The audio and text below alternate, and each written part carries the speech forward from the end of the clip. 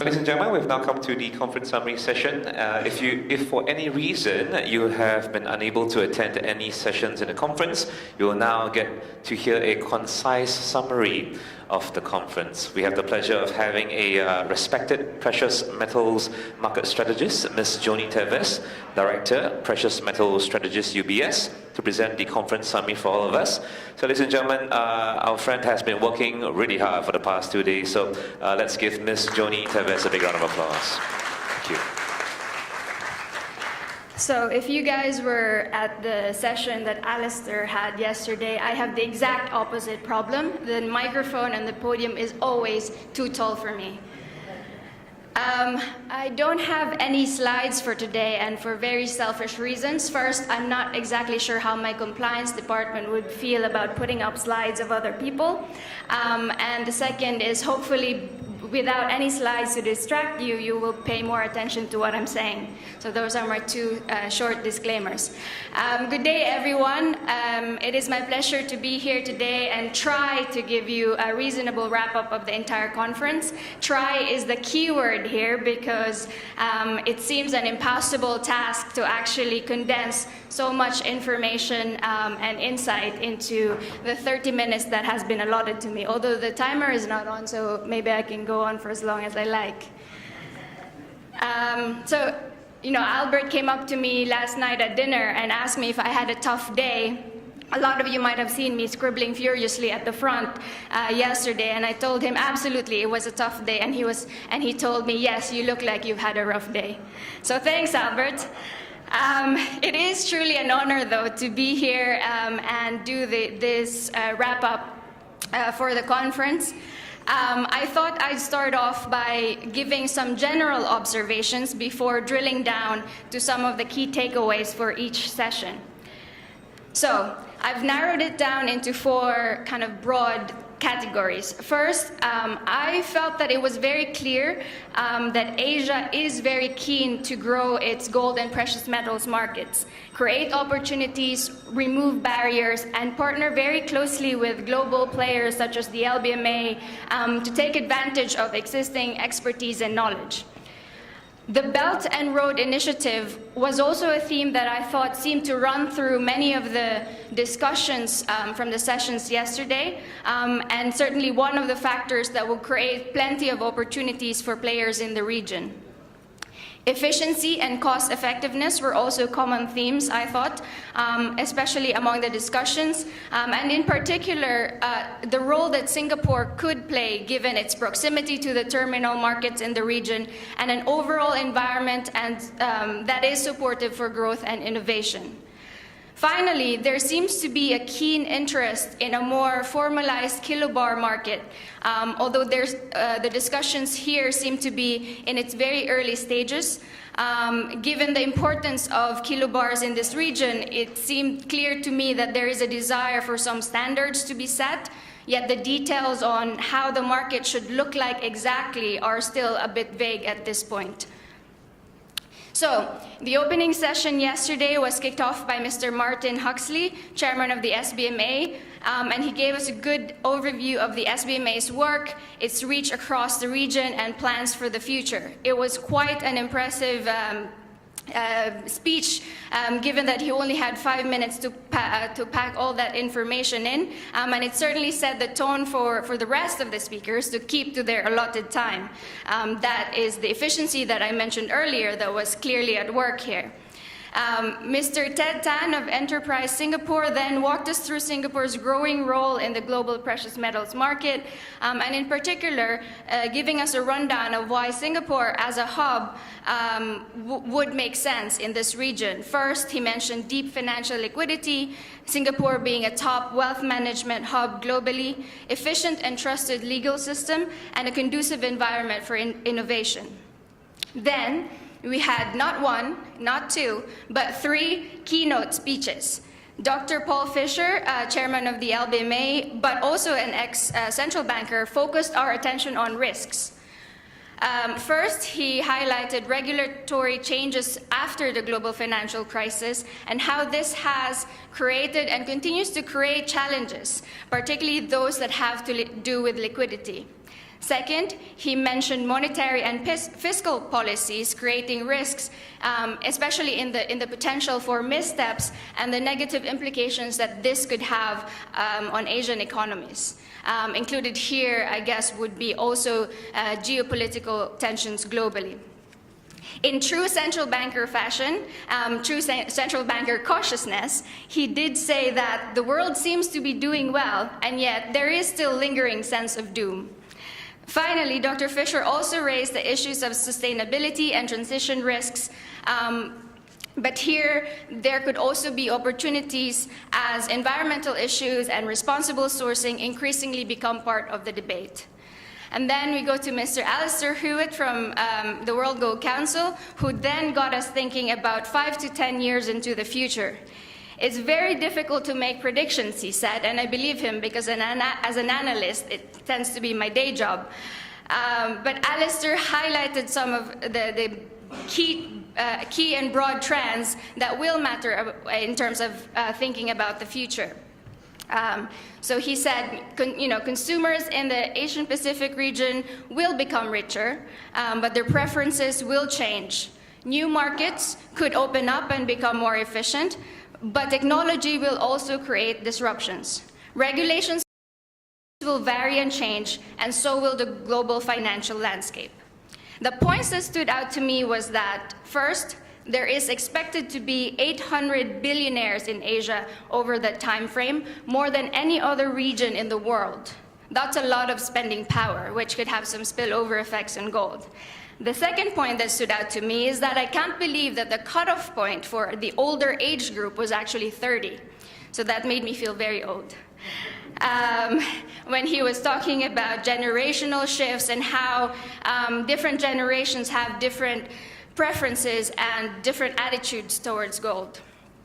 To round up the opening session, Mr. Lian Huining of the Shanghai Gold Exchange International Board gave us a good summary of the important role of the SGE and China as a whole in the global gold market. He highlighted the opportunities for China as well as countries along the Belt and Road corridor in Asia.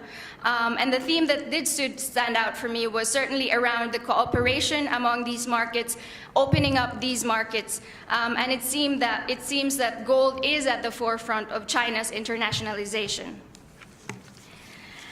The second session, which was after the coffee break, Mr. Alex Shaw of the LME did actually a pretty good job of attracting everyone back into the session hall as he took us through the LME Precious platform. He highlighted that these gold and silver exchange-traded futures contracts are essentially one of the ways that the market has responded to increasing costs in capital, increasing costs of trading, non-cleared OTC derivatives, and pressures on bilateral credit lines.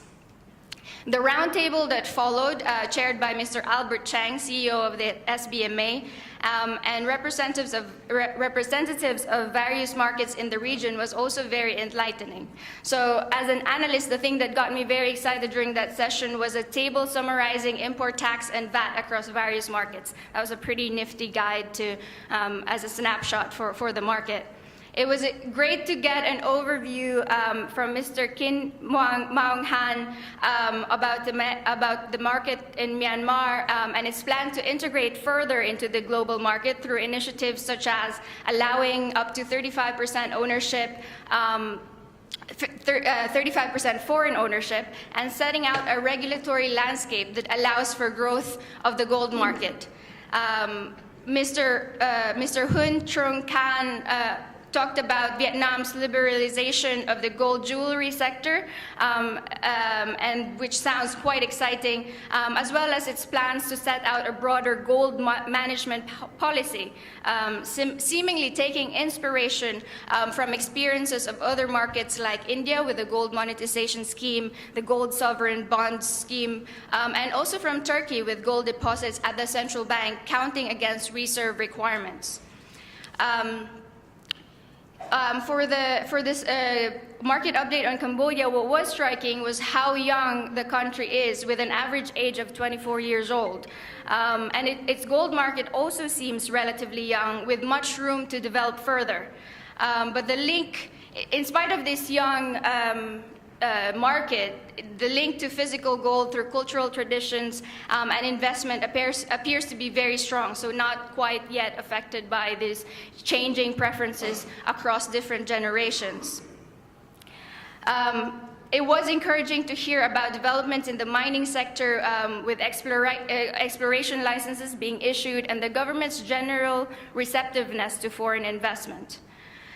In Malaysia, recent changes in the political landscape seem to come with the expectation of a more business-friendly environment and a more supportive tax environment for gold.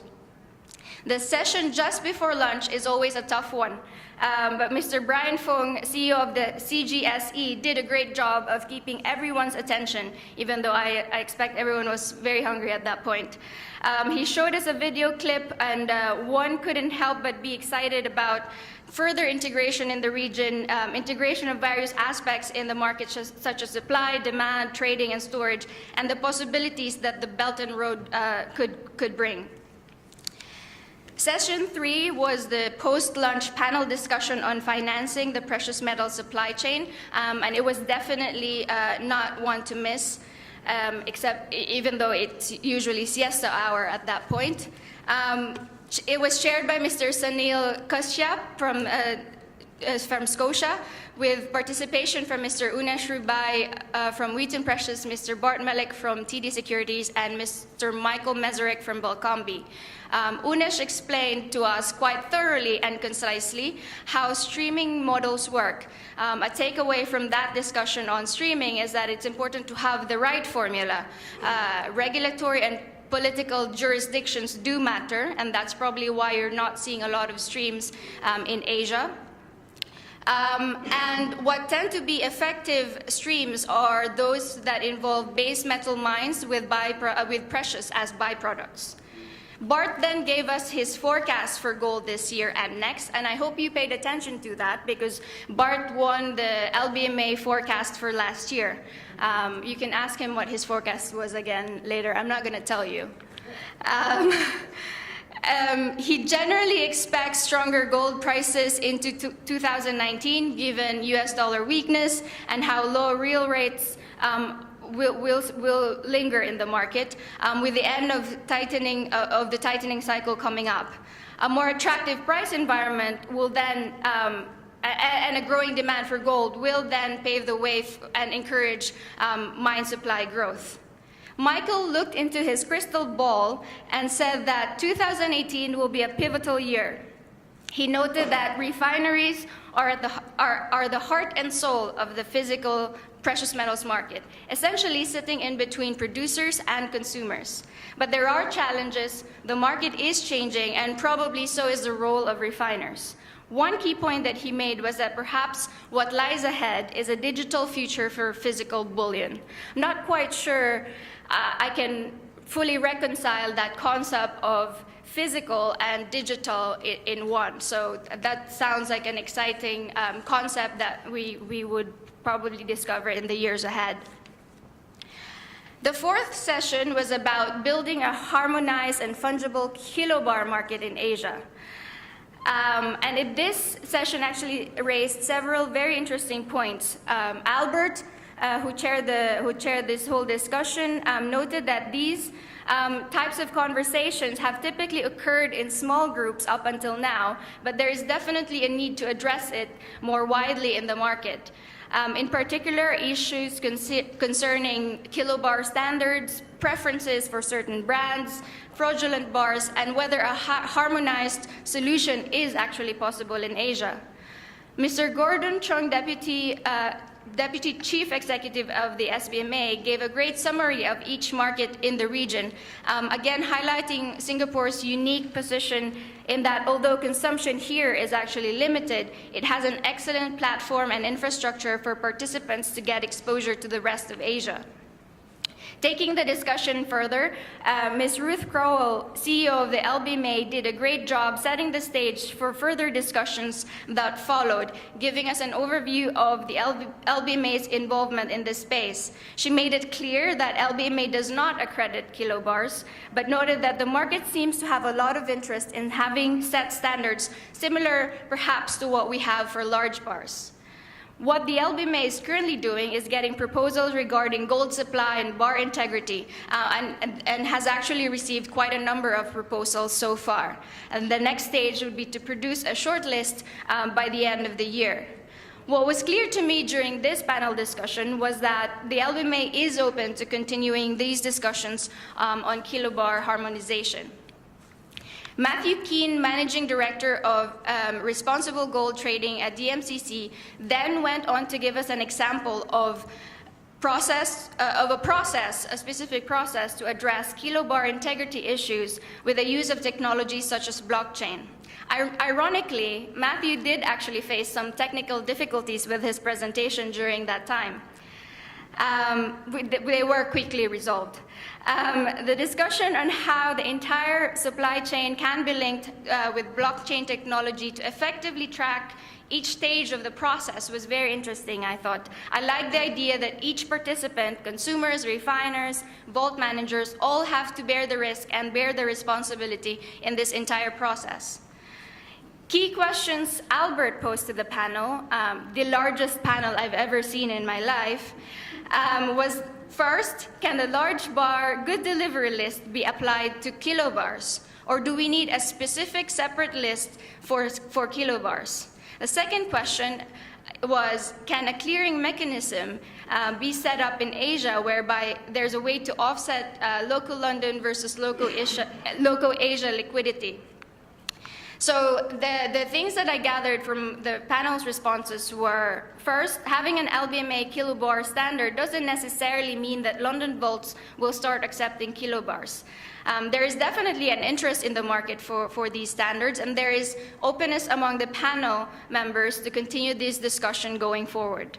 The panel did not seem to think that having a clearing mechanism set up in Asia was necessary, but perhaps having more flexibility and figuring out ways with the help of technology to reduce costs of funding, for instance, by allowing use of liquidity in other regions as collateral, seems to be kind of an area that has interest. And finally, there seemed to be an issue with brand preference and the premium that this tends to imply.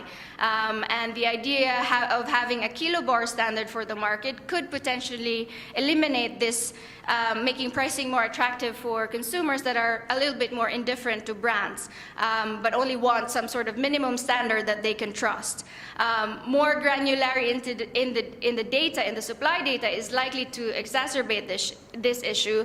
But from my standpoint, it does sound like having a minimum standard doesn't necessarily mean consumers themselves will stop having preferences. It's because, I think about, a standard handbag, and you would still, some consumers are quite happy to have whatever handbag that can hold the things that they need to bring with them, but other consumers would want to have a handbag that's specially made with some special material. So I think, they don't necessarily have to be one or the other. That brings us to this morning, the master class. Very few came at 8:30, and I think the dinner last night and the rocking of the boat probably had something to do with people not turning up at 8:30 in the morning. But representatives from ICOI and CORAS did a good job of giving us a little bit of an insight into how certain processes in gold refining and how gold bars are created, which was quite informative for somebody like me who sits more on the research side and not really kind of as involved in the physical part of the business to that extent. And also they discuss about how these processes could be done while at the same time actually keeping in line with environmental regulations. The sixth session was about regional market opportunities. So we got a little bit of an update. We got a little bit of an update on the various markets. Starting with India by Mr. Manish Gavaskar, part of the IBBA, Indian Bullion Bankers Association. He highlighted that banks that Can Import Gold basically forms this association so that they could collectively and formally dialogue with regulators and other stakeholders. He walked us through the many regulatory changes that the Indian gold market has faced over the past 5 years and how the IBBA has helped address some of these issues and challenges. He mentioned that banks have a very important role to play towards formalizing the local market and bringing the unorganized part of the Indian gold market in line. He talked about gold discounts in India and how the market has become quite price sensitive. He was of the view that the discounts, the persistent discounts that we are seeing, is more a function of the disparity in the source of imports rather than actual supply and demand factors, and particularly that demand is weak. He noted changing preferences of the younger generation, particularly how the local industry might not be fully taking advantage of these changes and adapting to these preferences. He talked about digital gold and digital wallet and how there has been a receptive response from the younger population. And then he gave us an update of what we can look forward to in the Indian market, particularly the gold spot exchange, which the IBBA is very much involved in and should hopefully increase transparency, increase uniformity, eliminate counterparty risk and quality issues, and basically level out the playing field for everyone in India. Go. And then we got an update from Myanmar, from Mr. Marcus Luke, senior consultant of the Myanmar Gold Development Company, basically giving us a bit of a recap from the updates we received yesterday, talking about a new government and how it's an exciting new business environment, and the younger generation is still buying gold jewelry and other gold products. He talked about 1.3 billion tons of gold deposits and the opportunity for investors to take advantage of these mining opportunities. What was a key takeaway for me was that it seems to be that the Myanmar market is opening up after 50 years of being more closed up, and essentially the government is encouraging investment across the entire value chain, from mining to trading to consumption, and making the inflow and outflow of gold a bit easier for participants, or at least that seems to be the direction that they are taking. The update from Vietnam, from Mr. Dom Min Phu, chairman of Doji Group, it was interesting. He highlighted that consumption in Vietnam is actually 20 tons per year, and demographics are supportive for gold consumption. So 69% of the population is within the 15 to 64-year-old cohort. Economic conditions are also supportive, with GDP growth of 6%, and this is expected to hit 7% by 2025. You have a rising middle class, and therefore they expect gold jewelry consumption to rise to 40 tons a year by 2025. The government, all this positive outlook for gold, I think it goes back to the government taking on a more favorable stance for the industry. Basically, one of the highlights is that the government is now considering gold manufacturers to be able to import raw materials and abolish unnecessary licenses. An update from China from Mr. Zhang Yongtao, Vice Chairman and Secretary General of China Gold Association, gave us a bit of an update from a supply perspective. He noted an increase in proved gold reserves in China, and also that the industry is adapting to tightening environmental regulations. The internationalization of China's gold market was also one of the key takeaways that I had from his presentation, while at the same time there is a lot of scope for China to assist countries along the Belt and Road corridor in Asia to grow their own markets as well. The seventh session was a little bit geeky, about technology in the precious metals industry. I have to say a lot of the big words that they used kind of flew over my head a little bit. Mr. Gregor Gregerson, the founder of Silver Bullion and the Safe House, talked about how they've set up a bullion-secured peer-to-peer lending model. and how participants in this system can actually borrow and lend currency with each other, which is collateralized 200% with their own holdings of bullion. Mr. Ben Davis, co-founder of Glint, showed us a little video as well, and he basically highlighted what they are doing, which is combining technology and gold to create a new payment system. So basically, it was very interesting to hear that I could actually use gold to pay for a cup of coffee that I would buy at Starbucks. And I could not just send money back home to the Philippines, but also I could send gold to my parents if I wanted to via a mobile application. Mr. Seth M. Phillips, Executive Director and Head of Precious Metals at Paxos, also talked a lot about technology, discussed digital gold and fintech applications for precious metals, with a key focus on reducing settlement risk.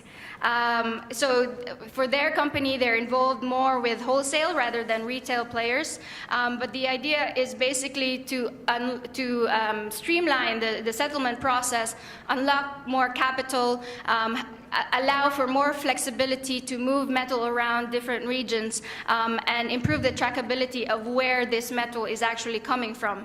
He says that these are all these exciting technology that could be applied, but the industry is not quite ready yet for these advances.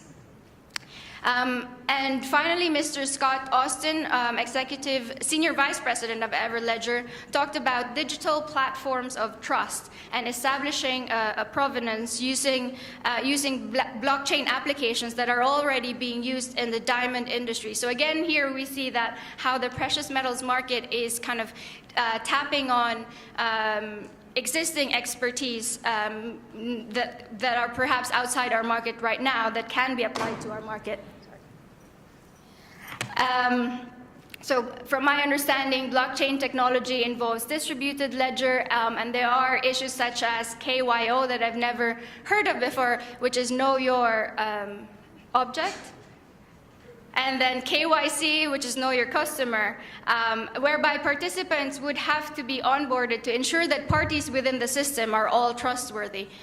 And then the panel then discussed digital gold, and the panel was asked, what is the digital gold? How do you define it? And the consensus on the panel seems to be that it is something that can move fast.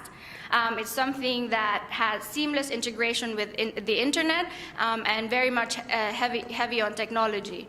Another question which seems to come up more and more often these days is a comparison between cryptocurrency and gold, and whether or not one is a competition of the other. The panel thinks that there is a place for both in this world, and will continue to have a place as we look into the future. And then after that, the discussions became very, very geeky, talking about quantum computers, and I kind of shut off after that because I haven't had my morning coffee yet. That finally brings us to session number 8, the Precious Metals Review and Outlook, with Mr. Nikos Kavalis, Director of Metals Focus, talking us through the fundamentals of the silver market, starting off with silver supply, highlighting that it saw a decline last year of about 5%, but in spite of this, cash costs were actually down as well. Demand was also down due to investment, although industrial demand did see a strong uptick of about 5%, largely driven by solar industry demand and demand from the auto sector. Nevertheless, in spite of this kind of relatively boring fundamental picture for silver, the price performance was also lackluster. Although they do expect a small rebound in supply this year, it is very much contingent on escondida. On the demand side, they expect no further losses in investment, but slower industrial demand growth as well would probably offset some of that. So again, fundamentals are likely to remain a bit boring for silver. But because they are expecting higher prices for gold, they do see higher prices for silver from these levels as well. Then we move on to the discussion on gold by Mr. Nicholas Frappel, General Manager of ABC Bullion. He talked us through the key price factors for gold. And he mentioned three in particular: US debt levels, real interest rates, and the US dollar. I would tend to agree particularly on real interest rates and the US dollar as key price drivers for gold. He noted that on a kind of a near-term standpoint, the ratio of longs to shorts in the managed money positions are actually at the lowest levels in a while, and this could mean near-term upside risks for gold. Overall, his outlook is that we'll probably see some headwinds for gold up ahead, given a rebound in the dollar from here, but support is likely to come in around 1280, 1240. From a longer-term perspective, he is more positive on gold, however, expecting that US fiscal policy is likely to drive consumption in gold, and also concerns around fiscal policy in the US is probably going to also drive interest in gold. Pressure on the equity markets could also be positive on gold in the long run, especially as real rates remain subdued. His overall price target is from around 1250 to 1370, and beyond 1370, he mentioned the next target would be 1455.